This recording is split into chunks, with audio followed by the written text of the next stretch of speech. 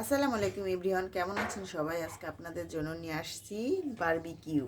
দেখেন, আমি একটা লেগ পিস নিয়ে এনেছি, সুন্দর করে কেটে আমি দেখেন হাড় পর্যন্ত কেটে নিয়েছি।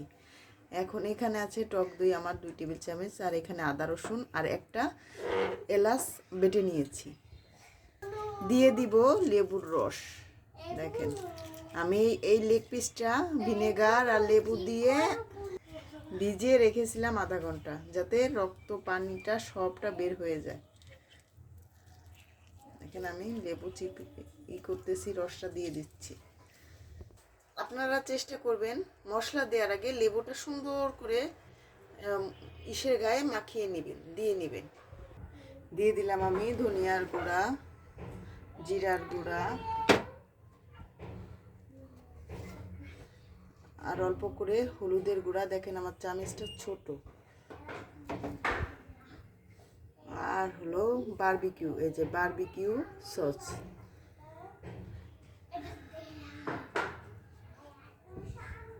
এই ছোট চামচে 2 চামচ বারবিকিউ সস দিয়ে দিব। টমেটো সস দিয়ে দিব, সয়া সস দিয়ে দিব, রেড চিলি, এই যে দিয়ে দিচ্ছি আমি রেড চিলি, দিয়ে দিব কাশ্মীরি চিলি। আপনারা ঘরে গুঁড়ো মরিচ থাকলে সেটাও ব্যবহার করতে পারবেন, কোনো সমস্যা নাই। আর দিয়ে দিব আমি তান্দুরি মশলা, দিয়ে দিব আমি গরম মশলা।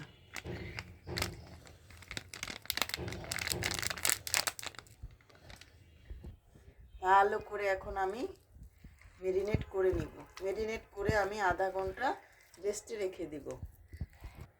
আমার লবণের খেয়াল ছিল না, এখন আমি দিয়ে দিলাম পরিমাণ মতো লবণ।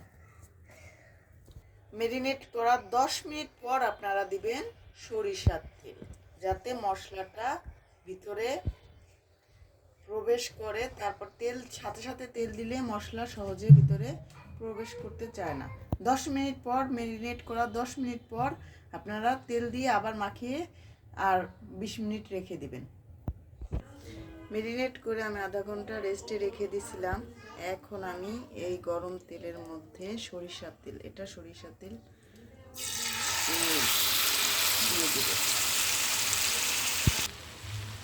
মিডিয়াম ফ্লেমে আমি 10 মিনিট ঢেকে রেখে দিব। এই মশলাটা আমি পরে ব্যবহার করব। ঢাকনাটা উঠিয়ে দেখি কি অবস্থা।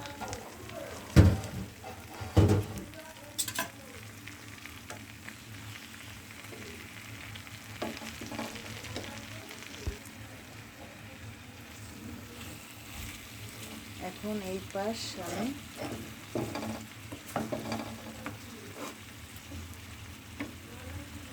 আমি 10 মিনিট রেখে দেব। মশলাগুলো চারপাশে দিয়ে দিব, ঢাকনাটা ঢেকে দেব। দেখি ঢাকনাটা উঠিয়ে কি অবস্থা।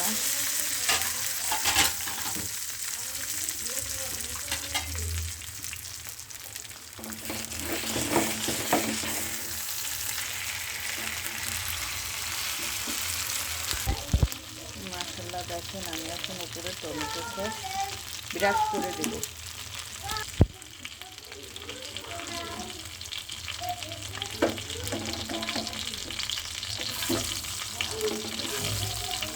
দেখেন আমি যেভাবে দিচ্ছি সেভাবে করে আপনারাও দিবেন। টমেটো ব্রাশ মাখিয়েই আমি তেল উপরে দিয়ে দিচ্ছি।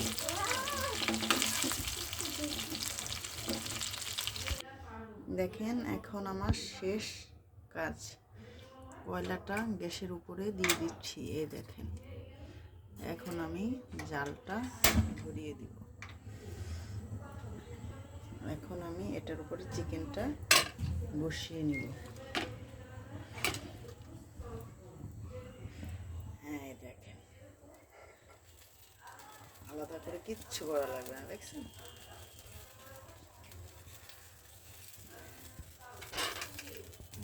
গ্যাসের চুলায় আসল বারবিকিউ স্বাদ পেতে চান তাহলে এইভাবে আপনারা করবেন। পাশ ওপাশ সুন্দর করে এরকম করে নিয়ে নেবেন, বুঝছেন? মাশাআল্লাহ।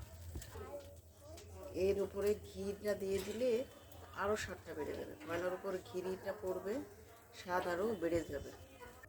মাশাআল্লাহ, অথেন্টিক স্বাদ পেতে হলে এইভাবে আপনারা করবেন। দেখেন কি যে সুন্দর হয়েছে। আমার ভালো লাগলে প্লিজ আমার চ্যানেলটা সাবস্ক্রাইব করে পাশে থাকবেন। Thank you. দেখেন।